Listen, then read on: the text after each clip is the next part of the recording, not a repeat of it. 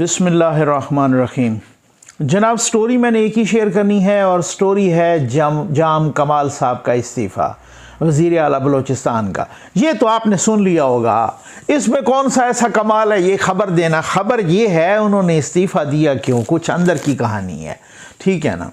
और मेरे दोस्त कुछ कहेंगे कि जी मकाफ़ात अमल भी है। बिल्कुल है जनाब, वो भी मैं बताता हूँ किस तरह से मकाफ़ात अमल है।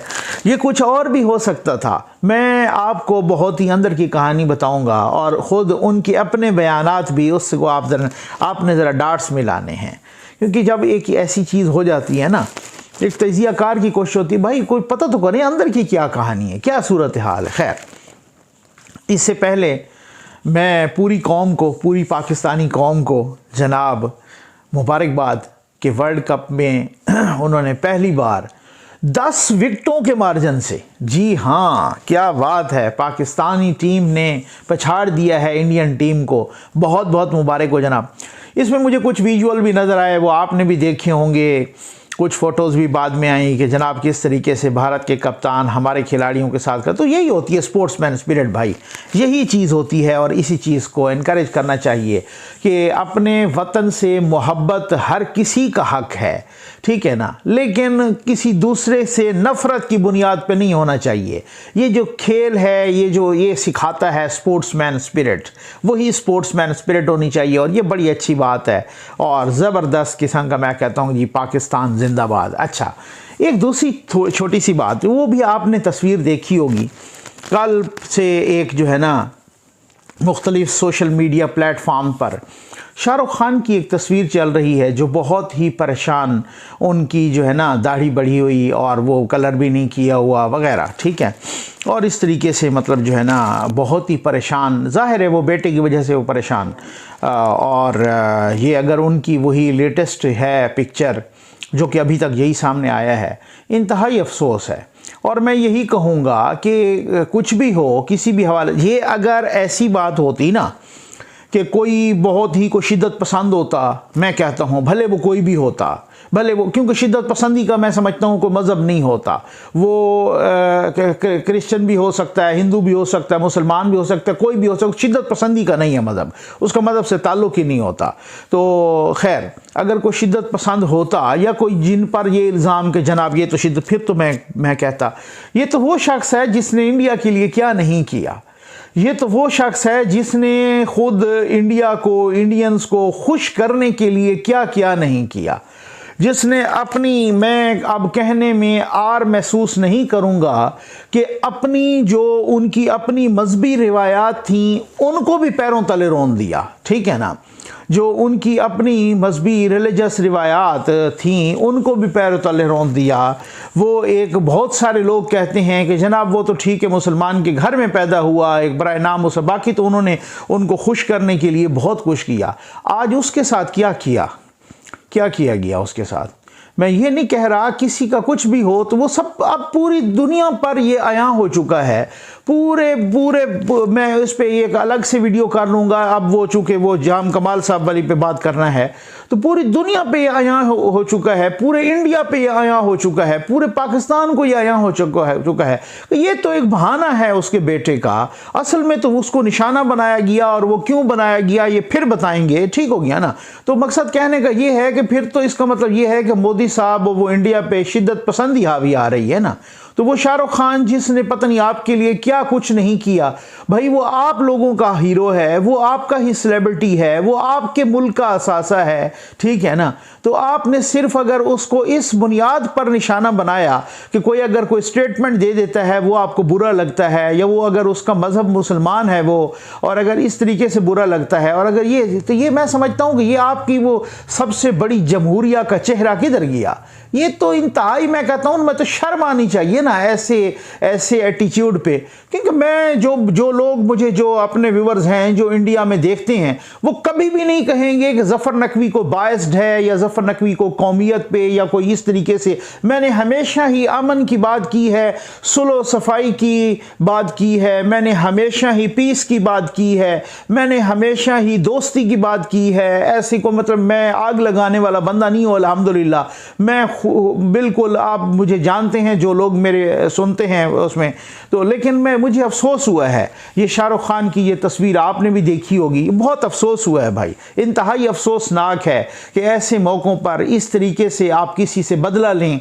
अब बहुत सारे लोग कह रहे हैं कि जनाब वो कायद-ए-आज़म मोहम्मद अली जिन्ना ठीक थे, सर सैयद अहमद ख़ान ठीक थे, वो 2 नेशन थेरी, 2 कौमी नज़रिया वो ठीक था। तो फिर ऐसे इस तरीके से मौका मिलता है, ऐसे जब ऐसी इर्रेस्पॉन्सिबल हरकत होती है, जब ऐसा मुतासिबाना रवैया होता है, जब ऐसी इस तरीके से, तो ये जितने भी लोग हैं बाकी वो उनसे इजहार हमदर्दी कर रहे हैं, ख़ुद इंडिया के अंदर भी कर रहे हैं, करोड़ों की तादाद में लोग हैं और उनको पता भी है कि ये वो वाला चक्कर ही नहीं है कि जो उनके बेटे वाला, ये कोई और चक्कर है, ठीक है ना।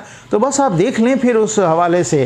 खैर अल्लाह ताला उनकी मुश्किलात हल करे, मैं कहता हूँ। और वैसे भी जो है ना, कानून और आइन की हुक्मरानी जो है वो प्रिवेल होनी चाहिए, उसमें कोई किसी किस्म को शक नहीं है। आ जाए जनाब जाम कमाल साहब पे। इस्तीफ़ों का मौसम, तब्दीलियों का मौसम, तब्दीलियों की हवा चल पड़ी है, ठीक है। अब कभी कोई इस्तीफ़ा तो कभी कोई ऐसा। अभी तो मैं आपको एक बात बता रहा हूँ, आप अंदर की बात है, अभी तो बहुत कुछ थोड़ा टाइम गुजर जाने के बाद कुछ इस तरह की होती हैं मालूमात, जब कुछ लोग मालूमात देते हैं तो वो बहुत सख्ती से मना करते हैं कि भाई ये आपने शेयर नहीं करनी मालूमात। हम भी वादा करते हैं जी नहीं करनी।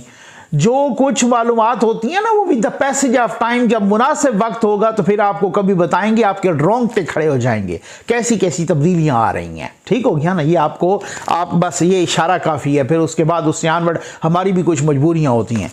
तो खैर अब जनाब जाम कमाल साहब, मैं बताता हूँ कि जाम कमाल साहब, जनाब इन जाम कमाल साहब के क्या क्या कसीदे माशाल्लाह खान साहब ने पढ़े थे, किस तरीके, और क्या मुकाफात अमल है भाई कि वही बलोचिस्तान से ही शुरू किया था ना जब नवाज शरीफ साहब की गवर्नमेंट, और आपको पता है, और उस वक्त भी यही कुदूस बजंजो साहब, और उस वक्त भी फिर उसके नतीजे में आखिरी दिनों में यही कुदूस बजंजो साहब बने थे, और आज भी उन्हीं के चांस लग गए हैं, उन्हीं की लॉटरी खुलने वाली है अगर कोई और ना आया तो खैर इस हवाले से वो वही ताने बाने, वही साजिशें, वही सारा कुछ।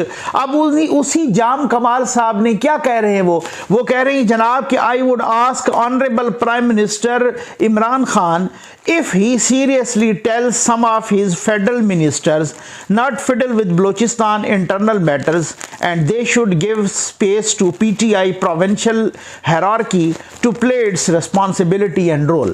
कहते हैं कि मैं इमरान खान साहब से रिक्वेस्ट करता हूं कि वो अपने वफाकी वज़रा से कहे कि वो बलूचिस्तान के मामले में दखल अंदाजी ना करें, बल्कि जो यहीं की उनकी पीटीआई की हिरार्की है ना, पीटीआई के यहीं के बंदे हैं बलूचिस्तान के सूबाई सतह के, उनको वो करने दें काम और उनको वो फैसले करने दें। तो अब क्या वो मिनिस्टर्स खुद अपने बिहाफ पे कर रहे थे या इमरान खान की इंस्ट्रक्शंस पे कर रहे थे, या वो इतने ही मतलब शुतर बेमिहार हैं कि वहाँ खान साहब को बताए बगैर वो वहाँ पर इस तरह की मुदाखलत करने लग गए हैं। ये ज़रा सुनिएगा सही, मैं आपको बताता हूँ, बहुत कुछ मुझे पता चला है कि अंदर की स्टोरीज़ क्या हैं। उसके बाद जनाब उन्होंने एक और ट्वीट भी किया और साथ जो है ना इब्नुल अरबी का एक कॉल उन्होंने शेयर किया है। उन्होंने जो लिखा है, हो सकता है दुनिया में मुनाफकत बाजी ले जाए मगर आखिरत सच्चे लोगों की कामयाबी का दिन है। माशाअल्लाह, ठीक हो गया ना। पतन किन को सुना रहे हैं, किन को मुनाफिक कह रहे हैं, ठीक है। उसके बाद जनाब बहुत बड़ी चीज़ जो मैं आपको ख़बर भी देने वाला हूँ, ये ज़रा ट्वीट उसका देखें ना, अपना जाम कमाल साहब का ट्वीट देखें। उन्होंने कहा है जनाब कि बहुत सी सोची, ये ज़रा सुनिएगा, बहुत गौर से सुनिएगा, बहुत सी सोची समझी सियासी रुकावटों के बावजूद मैंने बलूचिस्तान की मजमूई हुक्मरानी और तरक्की के लिए अपना वक्त और तवानाई को एक समत रखा। इंशाअल्लाह एहतराम के साथ छोड़ना चाहूँगा और ख़राब हुक्मरानी की तश्कील के साथ साथ उनके मालियाती एजेंडे का हिस्सा नहीं बनना चाहूँगा। फिर से सुनिए, इंशाअल्लाह एहतराम के साथ छोड़ना चाहूँगा और ख़राब हुक्मरानी की तश्कील के साथ साथ उनके मालियाती एजेंडे का हिस्सा नहीं बनना चाहूँगा। अच्छा ठीक है ना। उसके बाद वो एक और भी लिखते हैं, मैं ये ज़रा सुन लें फिर मैं आपको ना एक साथ वो ज़रा बताता हूँ कि वो क्या खबर क्या है। Seeing all the drama, jealousy, fake propaganda and hunger for CMship shows how performance is put down in front of monetary gains. Performance को, मेरी परफॉर्मेंस को किस तरीके से पैरों तले रौंदा गया, ठीक है ना, in front of monetary gains. Monetary gains मालियाती गेन्स के लिए, पैसों के लिए, ठीक हो गया ना। अच्छा अब बस ये सूरत हाल है कि पैसों के लिए, पैसों की खातिर किस तरीके से रौंदा गया, ठीक है ना, मेरी परफॉर्मेंस को। खैर जितनी आपकी परफॉर्मेंस थी वो भी सबको पता है, ठीक है, समझ आ गई ना, वो भी सबको पता है। और लोग कह रहे थे कि हम इनकी बुरी परफॉर्मेंस की वजह से वोट ऑफ नो कॉन्फिडेंस, तो इसका मतलब ये है कि परफॉर्मेंस फिर सेंटर में या पंजाब में कौन सी कोई एक्स्ट्राऑर्डिनरी है और कौन सी नहरें बह रही हैं, फिर तो ये अब तो लोग कह रहे हैं ना कि उसका उसी तरीके से वो तब्दीली वहाँ से चल, जैसे बलूचिस्तान में पहले वो नवाज शरीफ साहब के दौर में वो ऐसे हुआ था, उस वक्त आखिरी दिनों में जब वो शायद खकान अब्बासी साहब थे, और फिर उससे आनवर्ड भी इसी तरह से चला सारी सूरत हाल। तो उसके बाद वो कह रहे हैं कि अब ये तब्दीली वहाँ रुकेगी नहीं, बल्कि ये तब्दीली पंजाब में भी आएगी और ये तब्दीली सेंटर में भी आएगी। मैं सोच रहा था कि यार ये आखिर पहले पंजाब और सेंटर में क्यों नहीं आई, तो मुझे फिर बाद में ख्याल आया, मैंने कहा यार मुकाफ़ात अमल भी कोई चीज़ है, ठीक हो गया ना, वो भी उसी तरह से चल रहा है, वही फैसले, वही बलूचिस्तान, वही कोर्ट्स, वही आपको पता है फिर कंट्रोल टावर, ठीक हो गया ना, वही बिगाड़, वही एक सफ़े का अचानक फट जाना, बस ये वाली सूरत हाल। ये मुकाफ़ात अमल होता है, ये बड़ी एक जालिम चीज़ है। मुकाफ़ात अमल आपके सामने आके खड़ा हो जाता है, तो वही बात है कि जो शाख नाजुक पे आशियाना बनेगा ना पायदार होगा, ठीक हो गया ना। जो इस तरीके का सेटअप बनेगा, जो हाइब्रिड सिस्टम बनेगा, उसको इस तरीके से वो सिस्टम ऐसे ही धड़ाम से गिरेगा, ऐसे ही सारे बेनकाब होंगे, ऐसे ही सारे उरियान होंगे, ऐसे ही सारे जो है ना आवाम के सामने मैं समझता हूँ माजरत के साथ नंगे होंगे, ठीक है ना, जैसे हो रहे हैं। ये वही मकाफ़ात अमल है, और यही आवाम के साथ अगर ऐसा कि खिलवाड़ किया जाए, आइन के साथ खिलवाड़ किया जाए, दस्तूर के साथ खिलवाड़ हो, तो फिर ऐसे ही होता है जैसे हो रहा है। चीज़ें ऐसी होती हैं कि आप यकीन करें कि एक वो लम्हा आता है कि जब हुक्मरान कहते हैं काश मेरे पास इक़्तिदार ना हो, ठीक है ना, वो छोड़ना चाहता है, नहीं छोड़ सकता। ये वही लम्हात आ रहे हैं। अब कौन, जमाल साहब, क्या मामला ये है भाई, मुझे बहुत ही अंदर के कुछ ज़राए ने बताया है कि नकवी साहब आपका क्या ख्याल है कि ये कोई ऐसे ही कि जमाल साहब जो है ना जाम कमाल की, अपना जाम कमाल साहब की जो है ना उस तरीके से ये वो सूरत हाल ये सारा। तो अब मैंने कहा यार क्या है, आप क्या कहना चाह रहे हैं। उन्होंने कहा भाई बात ये है कि मुबैना तौर पर इन्होंने भी कोई लंबे चौड़े हाथ मारे, ठीक हो गया ना, तो मुबैना तौर पे किसी ने कहा कि अच्छा खाओगे अकेले अकेले हैं, बस अब आगे नहीं ना, आगे अब इस तरह से ना, ठीक हो गया ना। अच्छा फिर मैंने कहा यार बात ये है कि बहुत सारे दिन हो गए हैं, तो अगर बिलफर्ज कोई भी चाहे तो उनको यूं इशारा करे और फिर वो कहे कि यार चलो ठीक है तुम्हारे खिलाफ अदम एतमाद आ गए। दूसरे ये क्या लिंगर आन कर रहे हैं, दूसरे ने कहा कि यार लिंगर आन करना होता है ना, कुछ वसूलियाँ भी करनी होती हैं ना, आपको नहीं पता ना।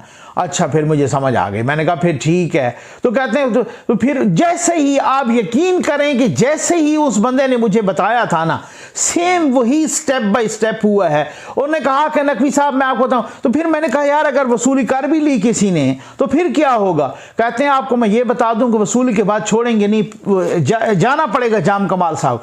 मैंने कहा यार अच्छा सीधी सी बात है, मैं ये मानने के लिए तैयार हूं कि मैं अपनी गलती मान लूं कि मैंने उस बंदे से बहस की। मैंने कहा यार जब एक बंदा से वसूली कर लें और वो आपको अपना हिस्सा भी दे, तो फिर तो इसका मतलब ये है कि फिर आप उनको उसको तो फिर उन्होंने कहा नहीं आपको नहीं पता, वो वसूली हो जाए जाना इनको तब भी पड़ेगा, और जैसे ही कुछ वसूली हो जाएगी तो आप देखेंगे दूसरे दिन ही। और चूंकि आज उनको पता था कि भाई 25 तारीख को ये कामयाब हो जानी है तहरीक अदम एतमाद, इसी वजह से उन्होंने कहा जनाब इज्जत से जाना जो है ना ये गवारा करेंगे और ये वाली सूरत हाल होगी। तो इस तरीके से उन्होंने इज्जत से जाना गवारा किया और वही फिर भड़ास भी निकाली। अब उसके बाद उनके स्टेटमेंट आएंगे, क्योंकि यहाँ तो लोग आपको पता है रिटायरमेंट के बाद जागते हैं, ओहदों से हट जाने के बाद जागते हैं। ज़मीर तो तब जागता है ना, ठीक हो गया ना। बहुत सारे फिर कोई किताबें लिखते हैं, फिर कोई बयानात देते हैं, फिर कोई टीवी शोज़ में जाते हैं, फिर सारा कुछ, तो उनका इतना ज़मीर नहीं जागता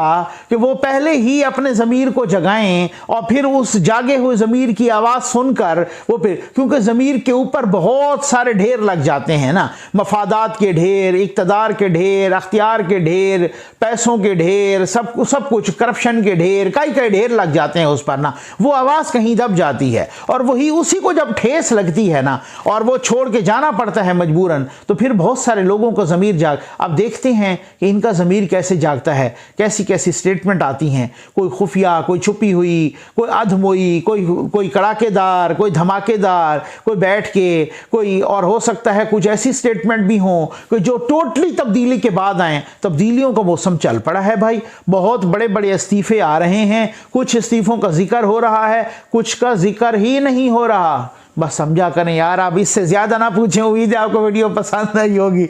आपका बहुत बहुत शुक्रिया।